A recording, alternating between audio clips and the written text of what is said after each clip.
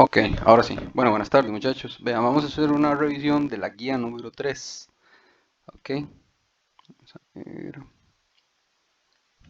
Ok. Lo que vamos a hacer es una revisión de estudios de casos. Ok, ya a estas alturas del semestre tenemos que saber diferenciar entre países desarrollados, podríamos decir países ricos, y países en vías de desarrollo, podríamos decir países pobres. ¿Ok? Vamos a hacer una revisión sobre el envejecimiento de la población. ¿Ok?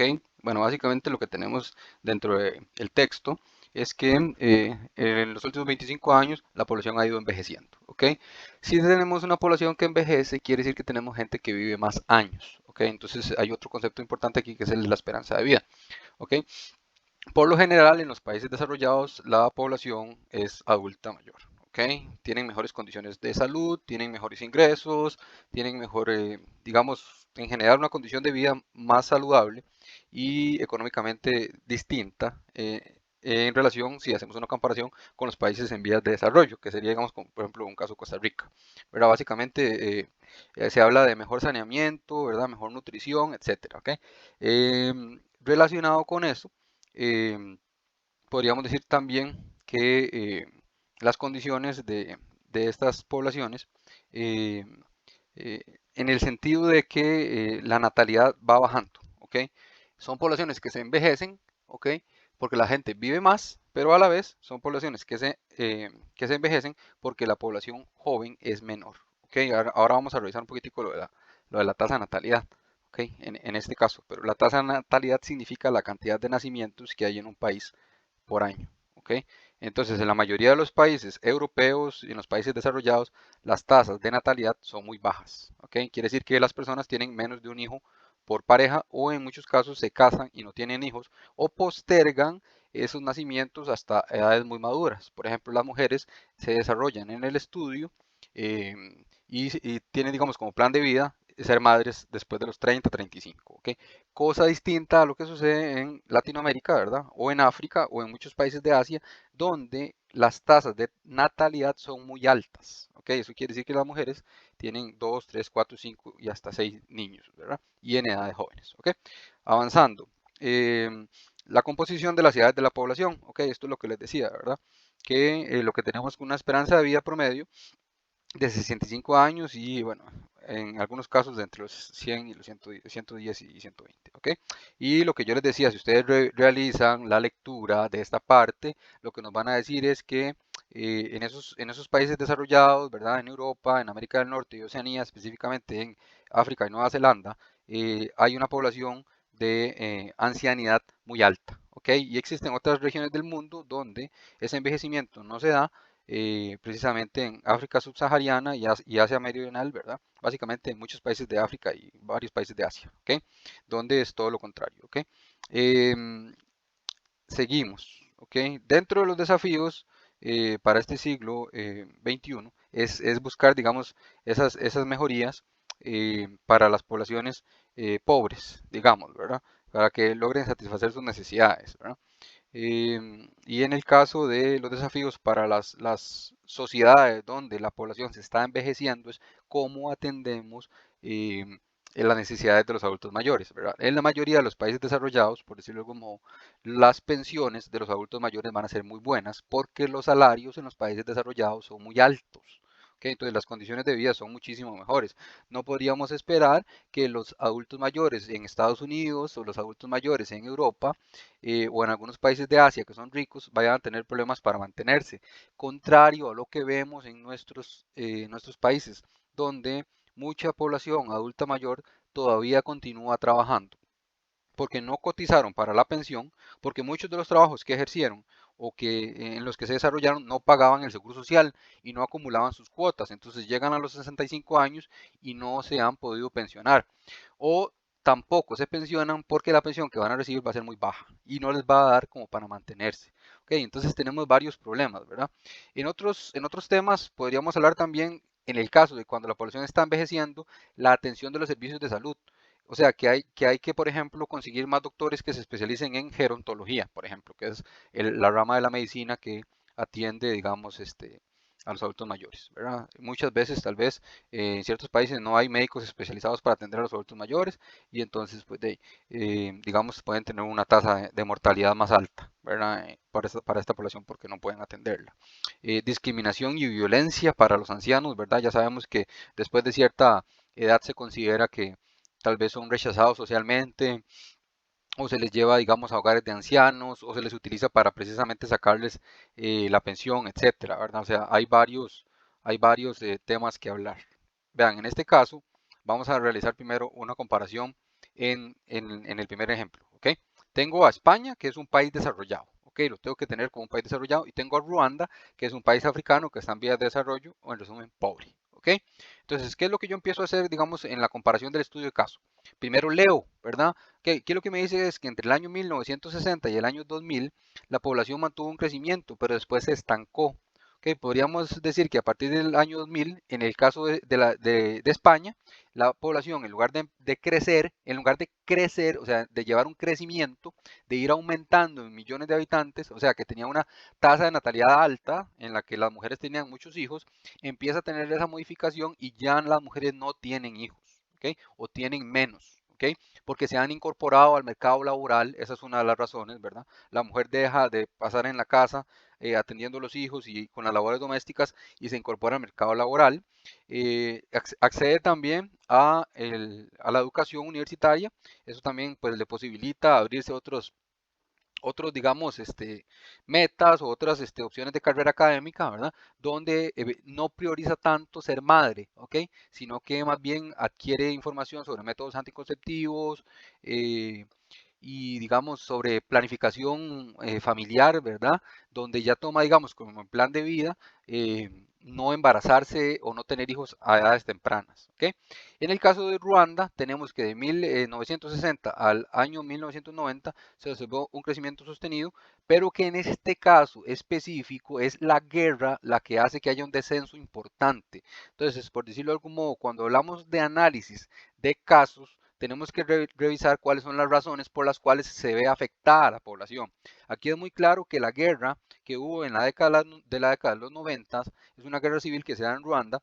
Esta guerra afecta a la población, ¿verdad? Muchas de las personas van a ser asesinadas durante la guerra y tampoco están pensando en tener hijos durante la guerra, ¿ok?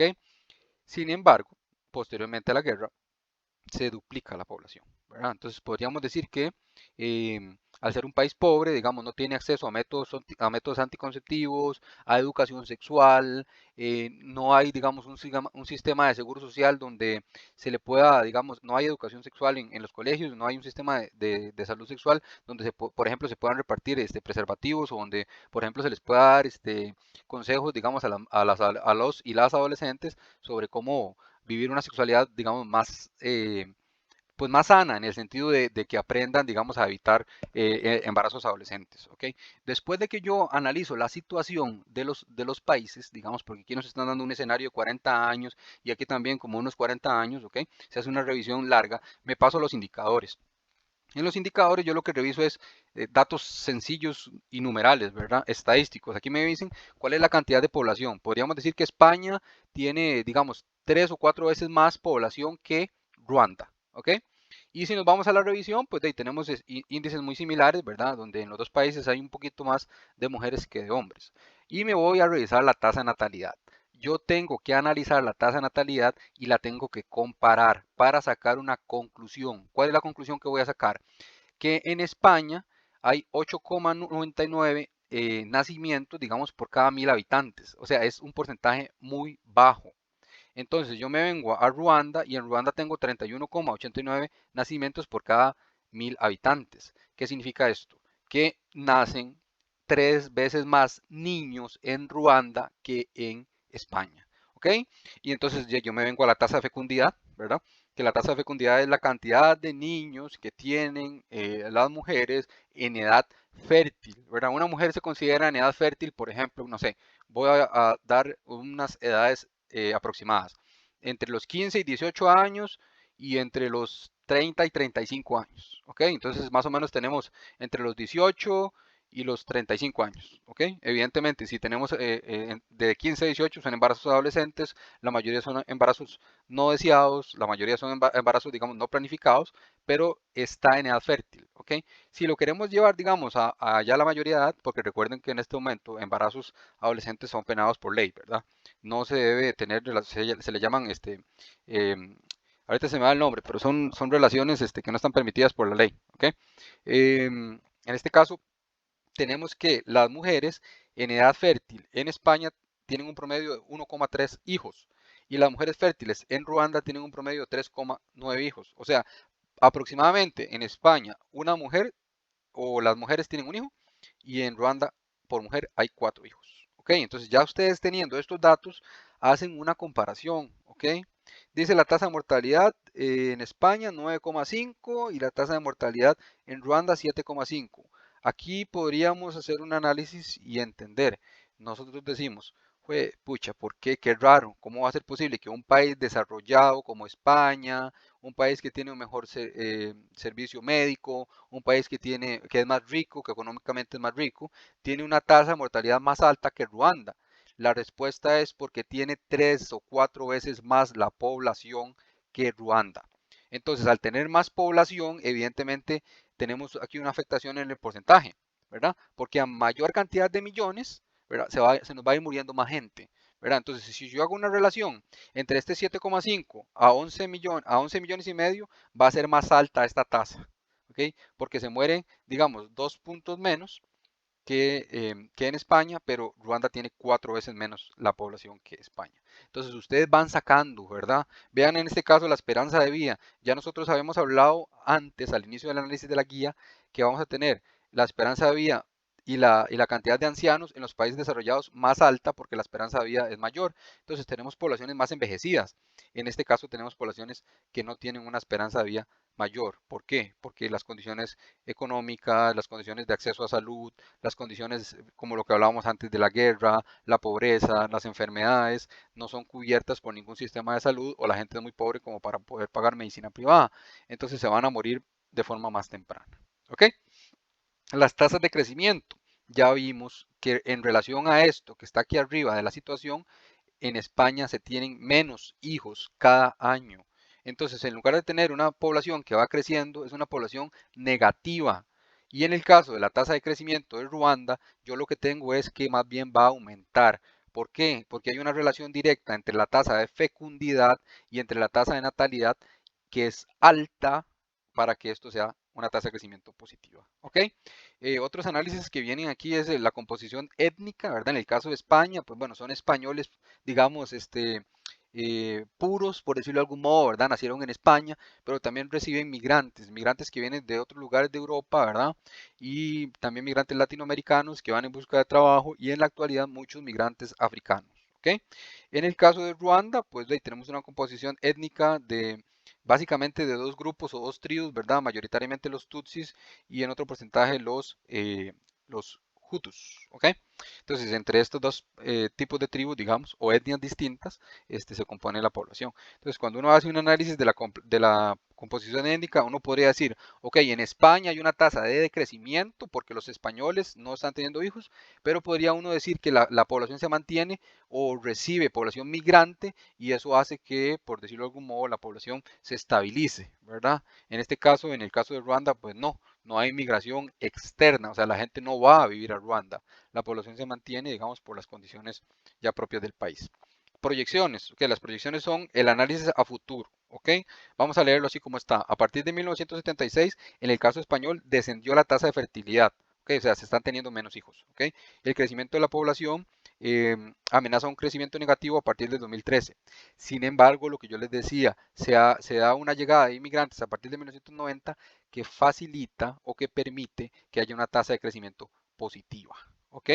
¿Qué significa? Que para 1990, ¿verdad? Porque ya vemos que a partir del 2013 se hace una proyección de la tasa negativa. En el caso de Ruanda, bueno, un genocidio, la palabra genocidio la revisamos un poco el semestre pasado cuando hablamos de la tasa del caso del genocidio de los judíos, ¿verdad? que un genocidio básicamente es un exterminio, una matanza de una población por razones étnicas, religiosas, económicas o políticas. En ese caso hubo una mezcla de cuestiones étnicas y políticas. ¿Ok? Entonces hubo una matanza donde pues murió gran parte de la población, pero posterior a eso hay un crecimiento, ¿verdad? Y entonces hay unas proyecciones que dicen que ya para el 2020 pues tendría una tendencia hacia la baja, ¿ok? Sin embargo, aquí digamos no hay pues políticas de natalidad, pues bueno, habría que revisar en cuanto a políticas de natalidad sería si hay o no educación sexual, si hay o no acceso a preservativos, si hay o no información sobre planificación familiar, y al final de cuentas, pues posteriormente vamos a tener una tasa de crecimiento negativa. Entonces, ¿qué es lo que yo me vengo aquí? De a comparar las tasas de natalidad.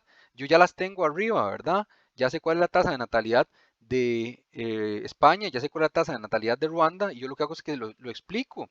Yo vengo aquí y digo, la tasa de natalidad es muy baja o la tasa de natalidad en comparación con Ruanda es más baja, lo que significa es que la población joven es menor porque las mujeres casi no tienen hijos y porque la mayoría de los españoles tienen una esperanza de vida muy alta.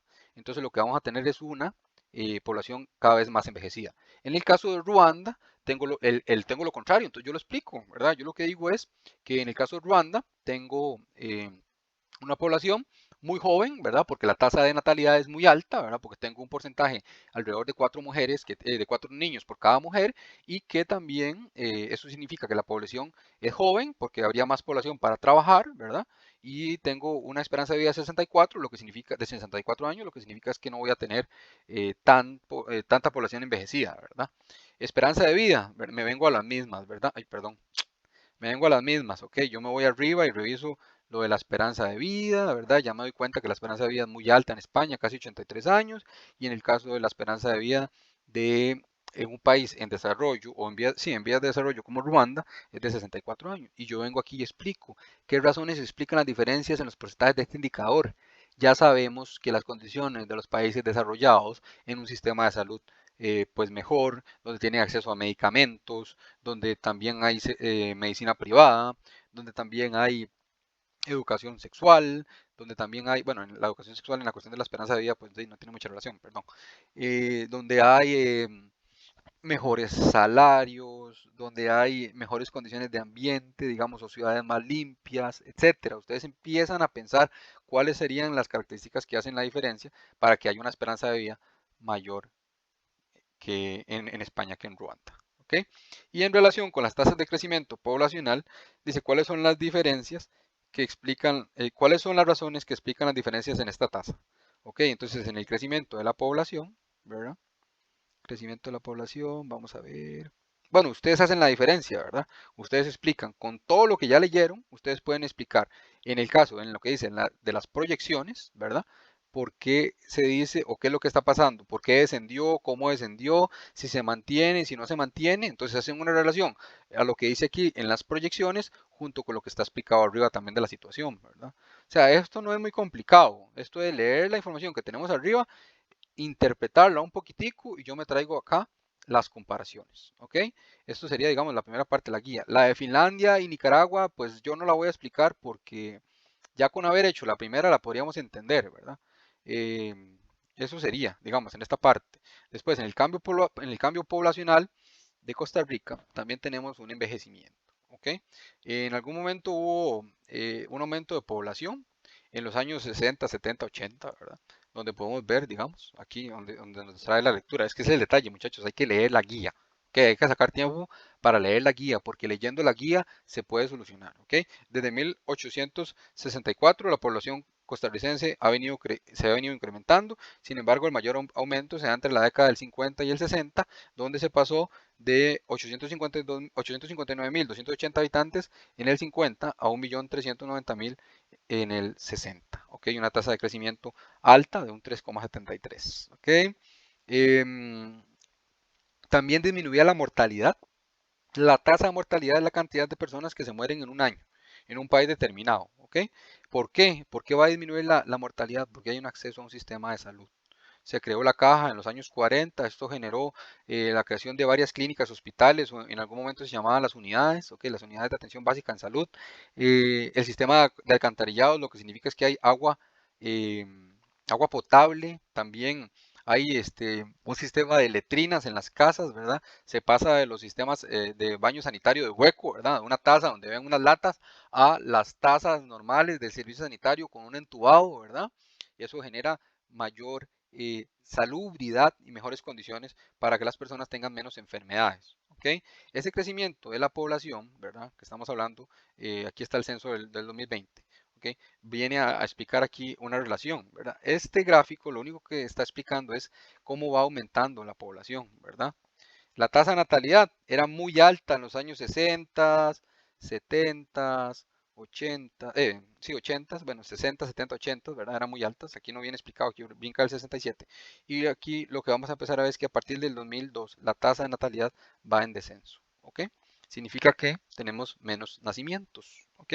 Y vean también aquí como el índice de fecundidad. El índice de fecundidad significa la cantidad de hijos que tenía cada mujer, ¿ok? Entonces, en los 60 tenemos entre 6 y 5 hijos por cada mujer. En el año 2000 empezamos a ver entre 2 y hasta un hijo por cada mujer. Y así se vienen ustedes y leen lo de aquí, ¿verdad? Aquí explica muy bien todo. Yo aquí tampoco se me va a poner a leer todo. Después, define el concepto de tasa de natalidad. Es muy fácil, arriba está explicado, nada más es copiarlo. ¿Cuáles son las razones que afectan de forma positiva o negativa? Ya lo hemos hablado desde antes, ¿ok? El acceso a los métodos anticonceptivos, ¿verdad? Ya ustedes lo mencionan, ejemplos para hombre y para mujer. Después también el acceso a la educación sexual, la incorporación de la mujer al mercado laboral, el acceso de la mujer al sistema educativo universitario, la planificación familiar, que significa que la mujer posterga y toma la decisión para evitar embarazos adolescentes, ¿verdad? Entre esas que les estoy diciendo y un montón más que podrían ustedes pensar. Explique qué consecuencias negativas o positivas tendría para Costa Rica, por ejemplo, en el año 2030, si se mantiene el comportamiento de la tasa de natalidad. Vamos a tener menos población joven. ¿Qué significa tener menos población joven? Hay menos personas trabajando. Si tenemos menos personas trabajando, ¿qué significa? Tenemos menos personas cotizando para la caja del Seguro Social. ¿Cuál es el problema directo ahí? Que si tenemos menos población joven, tenemos un efecto contrario, que sería más población envejecida. Esa población envejecida lo que nos va a tener como afectación es que vamos a tener muchas personas pensionadas. ¿Y quiénes son los que mantienen a los pensionados? Los trabajadores activos. ¿Ok? Entonces, si tengo menos trabajadores activos cotizando, ¿quién va a pagar las pensiones? ¿Ok? Por eso es uno de los problemas grandes que se ha venido hablando, es que las pensiones no van a tener una sostenibilidad en el tiempo. Se habla de que van a entrar en crisis más o menos en el 2035. Sin embargo, con esta condición de la pandemia, podríamos hablar de que eh, más que para el 2035 se nos acercó unos 5 años o más, ¿verdad? Para tener una crisis en las pensiones, ¿verdad? Entonces, en relación a las consecuencias negativas y positivas, estos comentarios que les hice, pero podrían ustedes revisar también en internet, digamos, o pensar ustedes cuáles son las afectaciones de eso. ¿Ok? ¿Ha escuchado hablar de los métodos anticonceptivos, la planificación familiar, el embarazo adolescente? Ya lo he venido explicando. ¿Ok? La tasa de mortalidad es la cantidad, aquí viene siempre, ¿verdad? Es la cantidad de decesos o de muertes por cada 1000 habitantes en un año y en un país determinado. Entonces uno puede agarrar estos indicadores y comparar, por ejemplo, la tasa de mortalidad de Costa Rica con la tasa de mortalidad de España y hace igual una comparación, ¿verdad? Entonces si se vienen y leen todo esto que está aquí, vean, aquí la explicación es muy fácil. En los años 60 la tasa de mortalidad era muy alta, ¿ok? Vean los porcentajes. En el 2004 empiezan a descender y al final tenemos porcentajes todavía más bajos. ¿Qué significa? ¿Cuáles son las razones por las cuales la tasa de mortalidad ha disminuido? Ya las he venido mencionando, ¿verdad?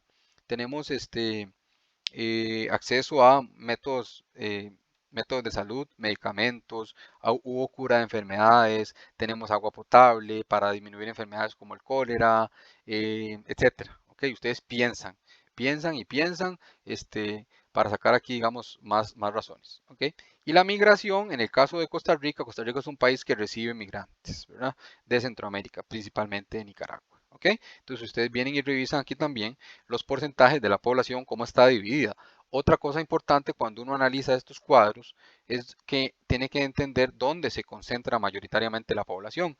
En el caso de Costa Rica, en las provincias centrales, ¿verdad? ¿Por qué razón está concentrada la población en las provincias centrales? Por la facilidad o el acceso al el empleo. ¿Ok?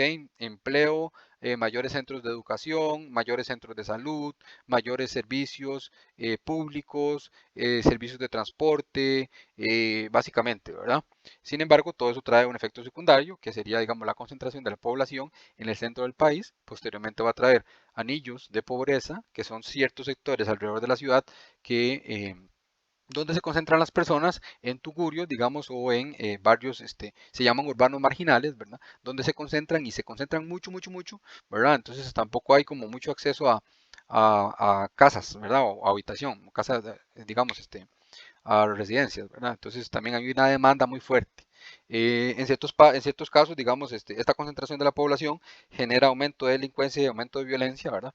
Porque también trae migrantes, pues que también tienen ese tipo de problemas. Ok, entonces ustedes revisan todo eso, ¿verdad? La migración, bueno, aquí revisan también cómo se dan los porcentajes de la migración.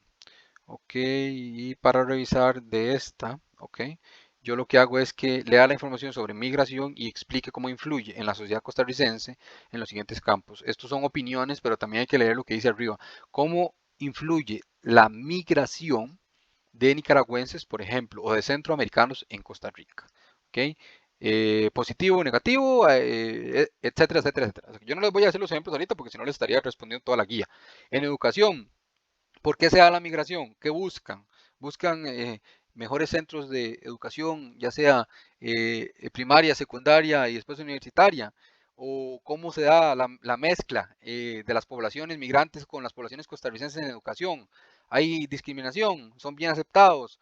Eh, ¿Vienen porque la educación es mejor aquí? ¿Qué consideran ustedes? En aspecto de salud, de ustedes háganme la crítica, ustedes aquí, ¿afecta o no afecta la oferta de los servicios de salud si hay poblaciones migrantes o no?